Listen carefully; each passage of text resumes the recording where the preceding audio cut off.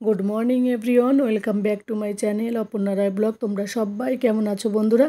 আশা করি সকলে ভালো আছো, আমরাও মোটামুটি আছি। আর মনটাও বেশ ভালো না বেশি, কারণ আমার দিদির একটু শরীরটা খুব খারাপ হয়েছে, অনেক কিছু পজিটিভ এসেছে, দুটো তিনটে জিনিস। তো যাই হোক, তো দিদির সঙ্গে কথা বলছি না, কারণ ও রেস্টে আছে। তো মনটা খুব খারাপ লাগছে, কারণ মায়ের পর তো দিদির স্থানটাই হয় না। তো ওই জন্য খারাপ লাগছে, দিদির শরীরটা এতটা খারাপ হয়ে যাবে আমরা ভাবতে পারিনি। তো তোমরা সকলে প্রার্থনা করো আমার দিদি যেন জলদি সুস্থ হয়ে যায়। তো ওই জন্য ওর ভিডিও করতে আর ইচ্ছা করছে না, আজ মনটা কেমন যেন লাগছে। তো মা বাবাও এসেছে দিদির বাড়িতে, তো দিদির সঙ্গে ভাবছি কাল সকালে একবার কথা বলবো। যাই হোক, ওই জন্য আর ভিডিও করছি না। তো একটা ছোট্ট একটা রেসিপি নিয়ে এসেছি বন্ধুরা, কোনো ব্লগ ভিডিও নিয়ে আসিনি। এটা রেসিপি বলতে কি, এটাকে আমরা পিঠা বলি। এটা আমার চ্যানেলে হয়তো আগে একবার দিয়েছি, তো তাই ভাবলাম আজও আবার একটু শেয়ার করি তোমাদের সঙ্গে। তো দেখো, কলার ফুলরি বলে, অনেকে কলার পিঠে বলে। তো যাই হোক, দেখো আমি অনেকগুলো কলা নিয়েছি, যেহেতু অনেকগুলো বানাবো। আর কলাগুলো একটু ছোটো ছোটো ছিল, তো ওই জন্য একটু বেশি করে দিতে হয়। আর এই পিঠেটা বানাতে যত কলা দেওয়া হয় ততটা কলার পিঠেটা তত সফট হয় আর খেতেও ভালো হয়। তো কলাটা একটু সফট কম, নরম কম ছিল। এই পিঠে বানাতে নরম কলা হলে না বেশ ভালো হয়। তো ওই জন্য কলাটাকে ভালো করে মিক্সিতে দিইনি আমি, যেহেতু পেঁয়াজ রসুন থাকে সব সময়, তো খেতে ইচ্ছা করে না, ঝাল হতে পারে, যেহেতু লঙ্কা মিক্সিতে দেওয়া হয়। তো তার জন্য আমি কলাটাকে ভালো করে গুলে নিলাম, নিয়ে একটু লবণ দিয়ে চিনি দিয়ে মেখে নিলাম। তারপরে আমি দেখো আটা দিয়ে দিয়েছি পরিমাণ মতো। তো কলাটার পরিমাণ আরও বেশি হলে আরও ভালো হতো। তো যাই হোক, যেটা ছিল সেটা দিয়ে বানিয়ে তোমাদের সঙ্গে শেয়ার করছি বন্ধুরা। তো দেখো, আমি উনুনে লোহার কড়াই দিয়ে আমি ভাজাভাজি করতে গেলে, কোনো কিছু করতে গেলে তেলে, কারণ লোহার কড়াই দিলে না মাছতে পরিষ্কার করতে অতটা অসুবিধা হয় না, এই কারণে।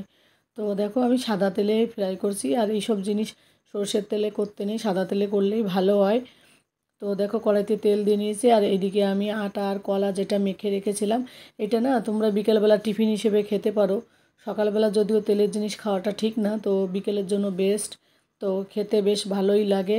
আর বৃষ্টির দিনে, ঠান্ডার দিনে এইসব জিনিস খেতে বেশ মন চায়। তো আমার ছেলে আর বর তো খুব ভালোবাসে, তো ওদের জন্যই বানাচ্ছিলাম।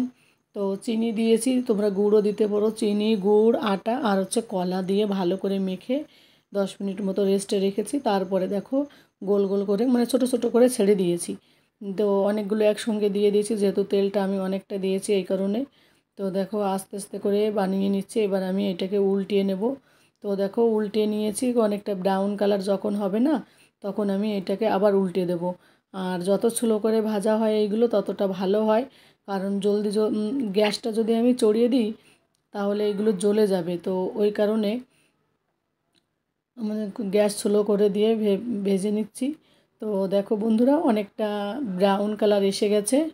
তো এবার আমি নামিয়ে নেব। দেখতে কি দারুণ লাগছে বলো। তো গরম গরম খেতেও মজা লাগে, আবার ঠান্ডা হওয়ার পর বেশি ভালো লাগে। তবে এইটা না এই পিঠেটা না বাসি হলে দারুণ লাগে। তো তোমরা একবার ট্রাই করে দেখো, কলার ফুলরি। আর বৃষ্টির দিনে খেতে তো খুব ভালো লাগে, আর শীতের দিনেও আমি বানাই। আর বৃষ্টির দিন এছাড়া গরমের সময় এগুলো খেতে অতটা মজা লাগে না। তো বৃষ্টি হচ্ছিলো আজ প্রচুর, ওই কারণে এটা বানালাম। তো তোমাদের কেমন লাগলো বন্ধুরা, কমেন্ট করে আমাকে জানিও। আর নতুন কোনো বন্ধুরা যদি আমার ভিডিওটি দেখো, প্লিজ আমার চ্যানেলটিকে সাবস্ক্রাইব করে দিয়ে আমার পাশে থেকো, আর পাশে থাকা বেল আইকনটিও প্রেস করে দিও। তাহলে আমি যে ভিডিওগুলো দেবো সেগুলো তোমাদের কাছে সবার আগে পৌঁছে যাবে। তো দেখো বন্ধুরা, আমি বানিয়ে নিয়েছি, এখনও কিছু বানাতে বাকি রয়েছে। তো দেখো, ভিতরে একটু কাঁচা নেই, পুরো কমপ্লিট, ভিতরে পুরো সিদ্ধ হয়ে গেছে। তো টিফিন হিসেবে বিকেলবেলা খেতে পারো তোমরা, বাচ্চাদেরকে টিফিনেও দিতে পারো, খেতে দুর্দান্ত। তো একবার বাড়িতে ট্রাই করে দেখো।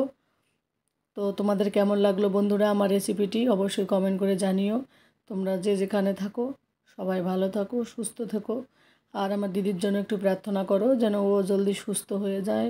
ভাল লাগছে না, কি বলবো, সব কথার মাঝখানে ওর কথাই শুধু মনে পড়ছে। আর আমি না খুব ভীতু, খুব ভয় পাই। বাড়িতে কেউ অসুস্থ হলে না তাকে ফোন করে কথা বলতে আমার কেমন লাগে, আমার একটু ভয় ভয় লাগে। যাই হোক, ভিডিওটা এখানে শেষ করছি। তোমরা ভালো থেকো, সুস্থ থেকো, টাটা।